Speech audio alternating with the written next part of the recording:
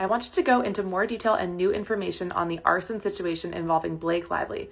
The background to this is that one of Justin Baldoni's teammates in the Baldoni-Blake Lively lawsuit and this person's family were the victims of arson recently, and the arsonist referenced Blake Lively, and these are some of the many reasons that this crime is so suspicious, in my opinion.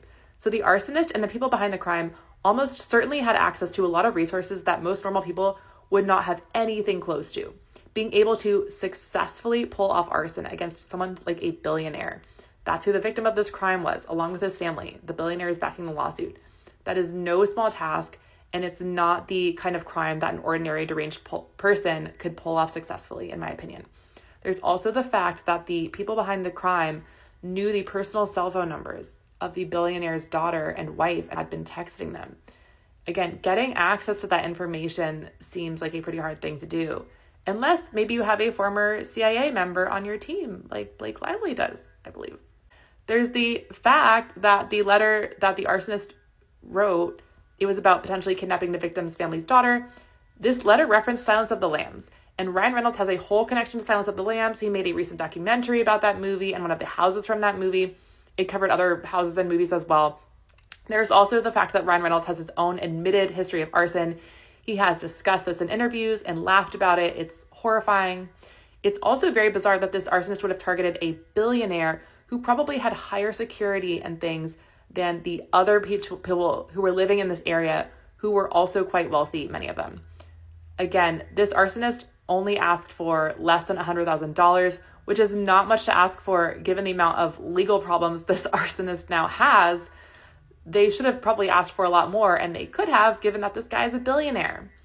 And then there's the fact that the arsonist gave himself up pretty easily, I believe, which is bizarre.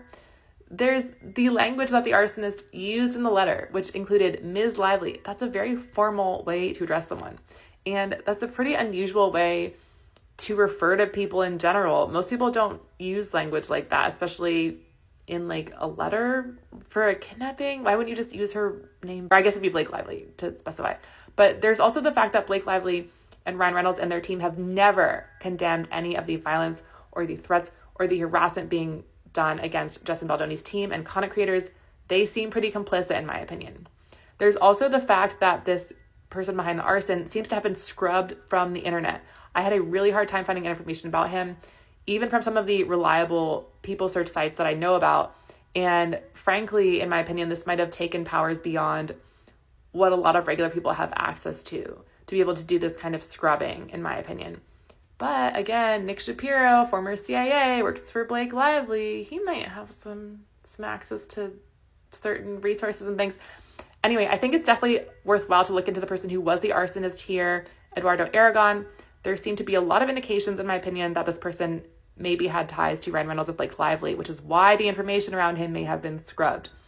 I also want to mention again that a lot of people on Justin Baldoni's team, as well as content creators, have been receiving threats for covering this case, and we strongly suspect that the people who are doing some of these threats, like JJJ000 on Reddit, are affiliated with Blake Lively and Ryan Reynolds.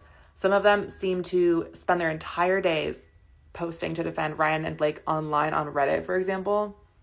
I also want to talk about the fact that Taylor Swift is someone who's had a lot of people make death threats for criticizing her or going against her. And as far as I know, there are no successful crimes like arson that have been committed against people who criticize Taylor Swift. There's a big difference between making a death threat and being able to successfully carry out a crime or even trying to do that crime in the first place. And by the way, Taylor Swift actually has a huge fan base, very devoted fans.